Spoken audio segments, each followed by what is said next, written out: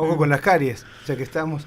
19, 16 minutos, vamos a charlar de economía con Juan Pablo Iturria, que es economista también, bueno, graduado, no docente, de absolutamente de todo en la universidad también. Sí. ¿Cómo anda, Juan? Matías, ¿te saluda? ¿Todo bien?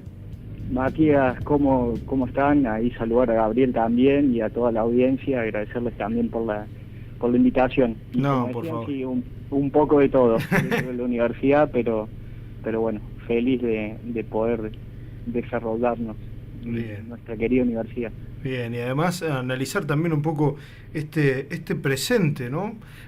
¿Cómo estás viendo lo del dólar, primero que nada, ¿no? Es el tema del día, 1430 cerró, finalmente.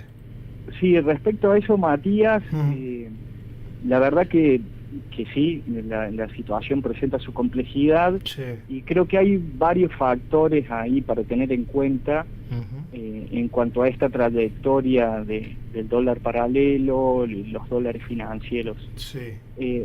para ver por qué, por lo menos hoy, está impactando, digamos, y hay tensiones dentro del mercado cambiario, y en eso lo habíamos hablado en otra oportunidad con Gabriel, y que por ahí se ha debatido mucho en este tiempo, sobre todo en lo que los economistas denominan el atraso cambiario, es Sí. decir, que la pauta fijada por el gobierno nacional, el crawling peg del 2%, que de alguna manera se estableció como un ancla, ¿sí?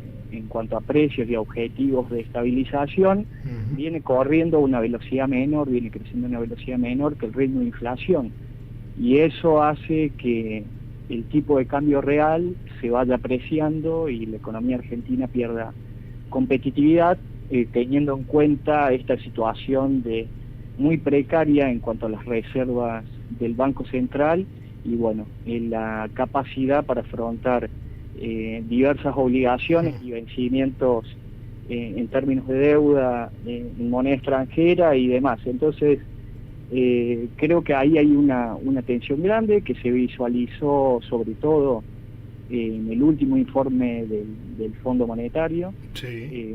Si bien reconociendo que se han acumulado en este tiempo, el Banco Central pudo adquirir dólares y sumar dólares a las reservas internacionales, todavía, o por lo menos hay un manto de duda en cuanto a que ese ritmo no es el esperado, ¿sí? Y bueno, también cierta duda en este sentido del régimen monetario y la política cambiaria. Sí. Y que por eso también, hemos tenido esta presentación que han hecho el ministro de Economía, el presidente del Banco Central. Eso te iba a preguntar. Puntualizando particularmente sobre el régimen monetario y cambiario, de alguna manera queriendo despejar ciertas dudas para evitar este tipo de tensiones, pero bueno, sin muchas novedades respecto a la salida del cepo cambiario, más allá de este anuncio del traspaso a través de letras. Que no le gustó nada al mercado en ese sentido, parece. Exactamente, es que todavía hay dudas al respecto en cuanto a los riesgos de estas nuevas letras. Claro. Si va a ser particularmente del Banco Central o del Tesoro.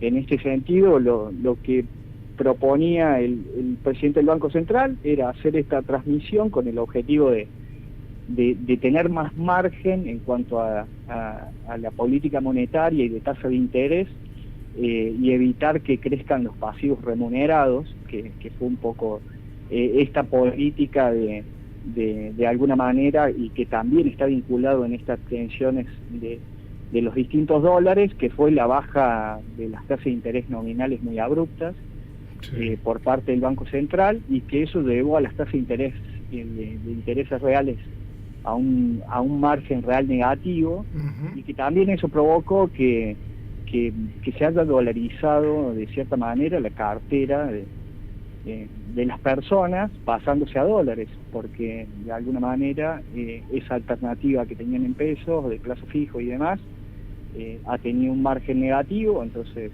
distintas personas, inversores, se han posicionado o han hecho esa transición a la adquisición de dólares, que fue, digamos, a lo largo de este proceso que tuvimos, sobre todo en los últimos meses, esta transición y que empujó también los dólares financieros y el dólar paralelo. Sí. ¿Y cómo lo ves con respecto, por ejemplo, se lo preguntaba la semana pasada a Carlos Egiaro, propiamente dicho, cuando charlamos con él en un momento, el tema de que se iba a impactar, porque ya se veía un dólar que comenzaba a escalar, no a estos niveles como lo que ha sido el día de ayer y el día de hoy sobre todo, pero si se iba a trasladar a los precios. Y él me decía, en ese momento, la semana pasada, por eso te digo, tal vez en una semana ya es otra realidad, que no hay mucho margen tampoco para aumentar los precios o para que se traslade hacia las góndolas lo que estaba pasando, porque la gente cada vez menos tiene poder de compra, digamos. Pero bueno, ¿hasta cuándo se puede sostener también no mover los precios con estas corridas? Sí, respecto a eso, creo que la apuesta también por decirlo, la visión quizás del gobierno nacional, en este sentido puede ser que ese impacto en precios sea más acotado por el nivel de recesión que tenemos. Claro, simplemente por eso. Entonces, por un lado se presenta esta tensión de tratar de corregir este atraso cambiario, que es un poco lo que deja en cuestión también el fondo, en cuanto a la sustentabilidad del mismo programa, para que pueda acumular más reservas del gobierno y estabilizar la macroeconomía y de alguna manera cumplir con los vencimientos.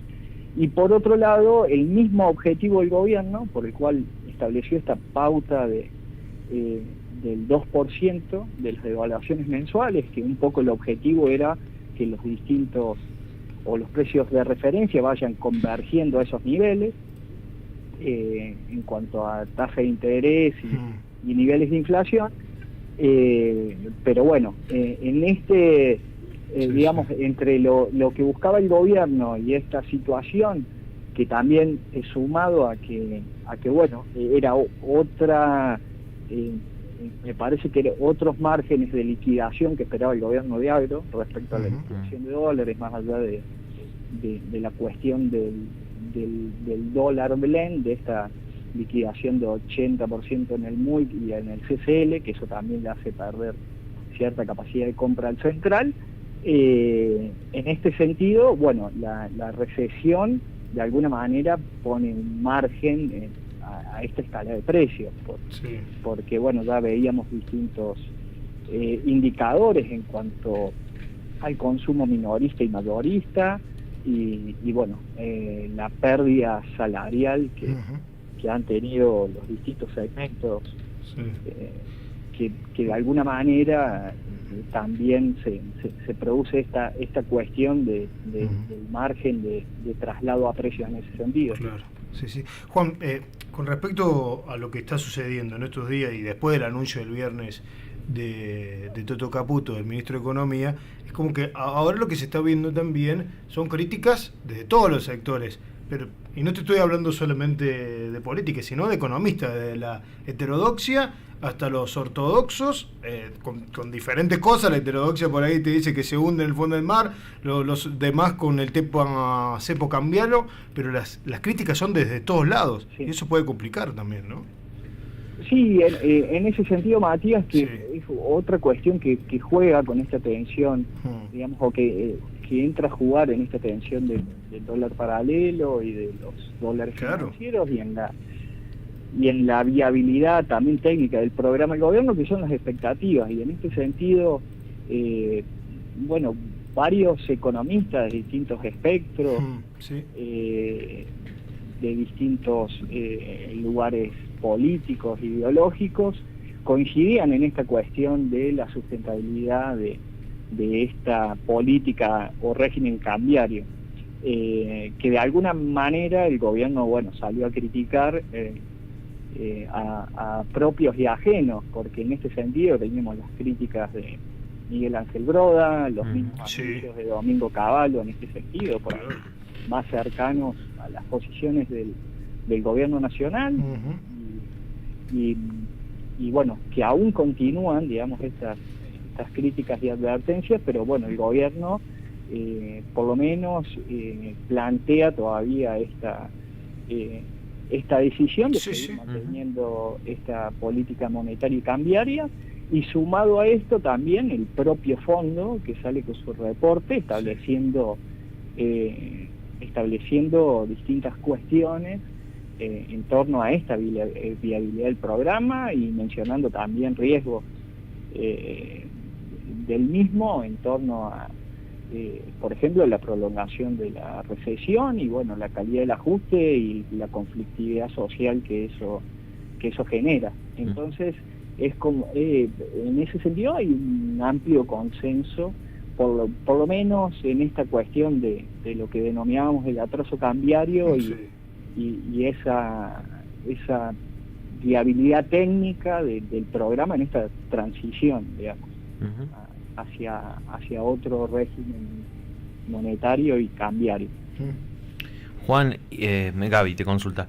Y en este contexto y en lo que bien marcás de la posición del gobierno, ¿cuánto margen tiene para seguir estando o seguir estando en el camino correcto el gobierno? Desde lo técnico lo pregunto, digo. ¿Es posible no seguir interviniendo en el mercado? ¿Es posible que deje que el dólar siga subiendo sin casi causar recibo por parte del gobierno nacional? ¿O en algún momento va a tener que hacerlo?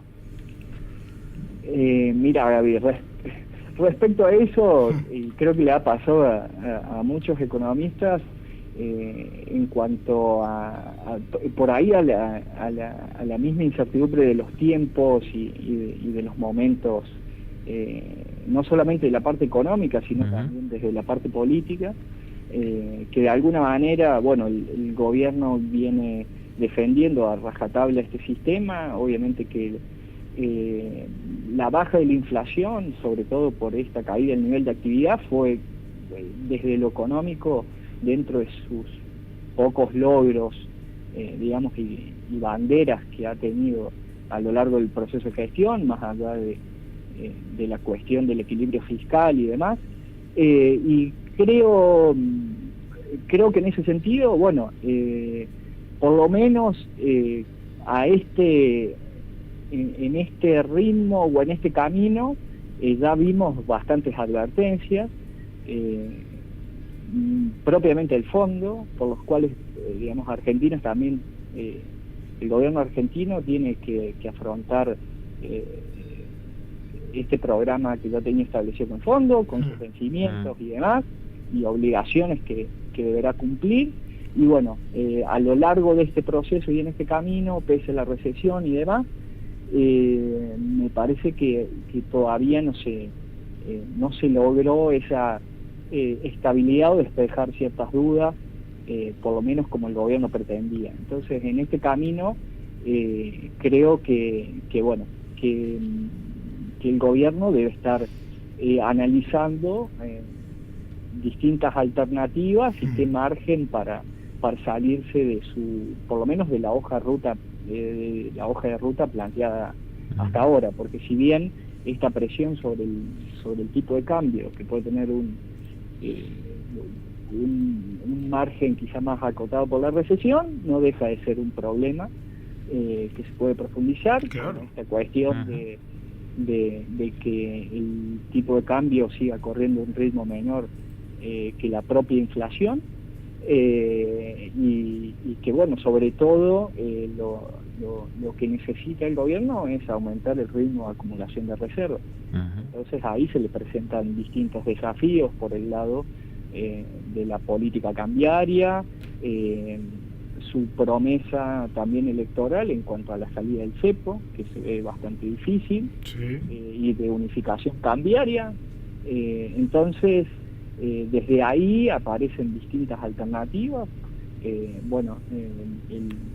La última, que fue la advertencia de Domingo Cavallo, que hizo una propuesta de cómo realizar, o se podría realizar esa transición a esa unificación cambiaria que pretende el gobierno, pero creo que por lo menos en el camino actual se deben realizar correcciones en ese sentido. Qué increíble que aparezcan advertencias de Domingo Cavallo, ¿no? Sí, También. Sí. No, y por eso menciono, y con lo que decía Matías en cuanto a las críticas de propios y extraños, que también muy curioso que desde mediados de la gestión de Milei saliera Cavallo también a plantear ciertos temores en cuanto a que el ajuste había sido excesivo, y bueno, ahora sobre esta falta de sustentabilidad del programa cambiario y monetario, ¿no? Siendo que bueno, que fue de alguna manera el propulsor de la convertibilidad, y que tanto el presidente de la Nación ha llenado de elogios a lo largo de su carrera a la presidencia. Sí, realmente que es así. Lo raro es que nunca elogió a Toto Caputo, y es su ministro de Economía. Sí. Bueno, todo lo contrario. Todo lo contrario, sí. Exactamente. También ahí hubo un cambio de criterios y evaluaciones en cuanto a eso. Tal cual. Sí, me quedé pensando que lo nombramos a Toto Caputo el otro día en esta conferencia a la que hacías mención. Dijo en este inicio de la fase 2, y que pensar en esa fase 3 allí cuando llegue esta situación de dolarización, de levantamiento del cepo y todo eso para más adelante, pero que en el medio tenían que haber números de crecimiento y demás, cosa que parece bastante utópica si uno lo mira en lo que son los últimos números. Vos hablabas en el arranque de las ventas minoristas, yo repasaba hace un rato el informe de Fedecom del último mes de junio, son 25 ya los meses de caída consecutiva en las ventas, 15-8 este mes, con 2 fines de semana largos y con el Día del Padre. Y ya marca el informe de Fedecom que, al menos en la provincia de Córdoba, todos los meses es estable y no baja de 18% la caída en las ventas de alimentos y bebidas no alcohólicas. Bueno, eso habla de un panorama donde el crecimiento se ve bastante lejos. Sí, creo que lo mencionábamos, lo conversamos anteriormente, que el mismo reporte del Fondo Monetario menciona puntualmente que sobre riesgos de la prolongación de la recesión en cuanto a este camino. Y que tampoco quiere la dolarización, fue lo que dijo hace un rato el fondo, ¿no? Sí, y que por lo menos distintos funcionarios del fondo se han manifestado, por lo menos que no estaban a favor de este proceso de dolarización. Y bueno, acá en estas fases que mencionaba el ministro, y que también por un lado tampoco pudo dar precisión de la salida del cepo, que por ahí es un poco de lo que estaba esperando de alguna manera el mercado, pero por otro lado el fondo también, claro, y el fondo también, pero por otro lado también está la cuestión de este menor ritmo de acumulación de reservas, que también es necesario por lo menos para encarar esa transición que hoy parece bastante lejana, sobre todo para tener capacidades del Banco Central y para no tener un salto cambiario muy importante, y que eso termine repercutiendo, como decíamos, pese a la recesión, en niveles de precios y bueno, siguiendo afectando el nivel de actividad. Juan, tomamos como referencia y marco en la charla lo que pasa con el dólar, pero hay otros variables, otros títulos que empiezan a aparecer y que aparecen en estos días cuando se dan estas situaciones, como riesgo país, como caída en acciones de empresas argentinas y demás. ¿Cómo está esa situación? Para enmarcar también. Respecto a eso, Gaby, está relacionado también un poco con lo que hablábamos anteriormente sobre estas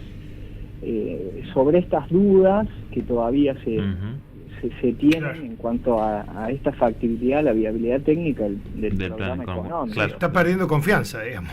Y eso lo hemos reflejado, bueno, también en la cotización y en las ventas de bonos, acciones argentinas, las dudas sobre los títulos argentinos, y que se refleja en un mayor riesgo país, que un poco creo que la apuesta que hacía el gobierno era lograr, si se quiere, una estabilización rápida de la macro, poder bajar rápidamente el riesgo país y que eso le habilitara otro canal de acceso a crédito o a dólares a nivel internacional. Pero bueno, esto me parece que es otra referencia en cuanto a este manto de dudas que hay respecto al programa nacional, al gobierno nacional, y no es menor que digamos, el mismo fondo salga con este reporte, estas advertencias, y bueno, y tengamos también este movimiento en bonos, acciones y el aumento del riesgo país,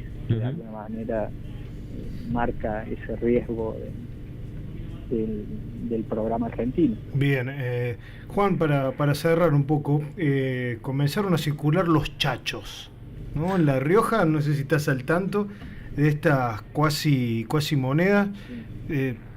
¿Tiene algo de positivo para las provincias esto, de tener otra moneda o no? ¿Cómo es tu evaluación de eso? Sí.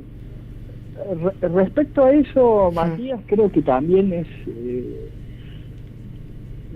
lo podemos ver como la misma situación de restricción que han tenido las distintas provincias y la capacidad para afrontar eso, claro, con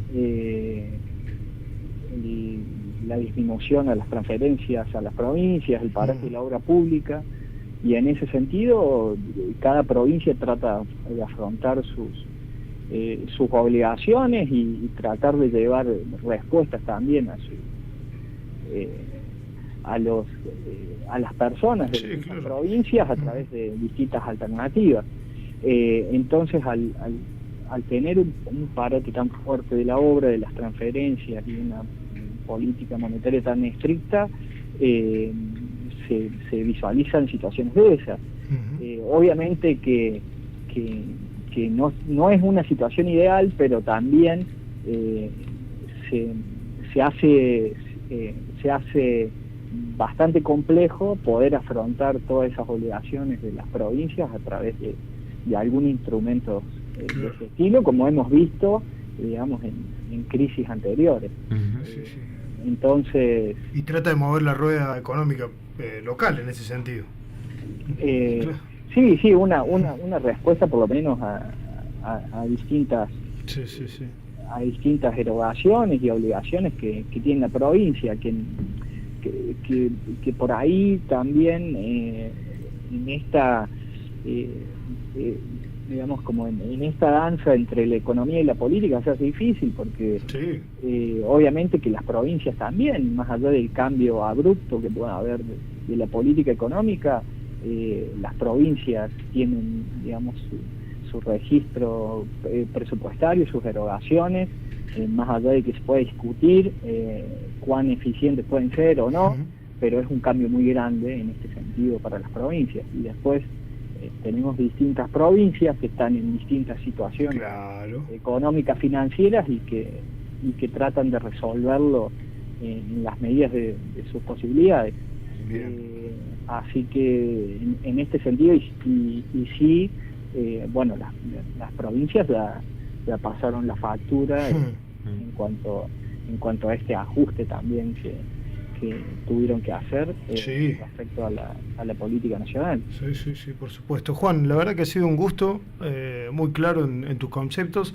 Te agradecemos y bueno, seguramente te vamos a volver a molestar porque la economía argentina está cambiando semana a semana. Yo recuerdo la semana pasada que el Fondo Monetario felicitaba a Milei por la ley Bases.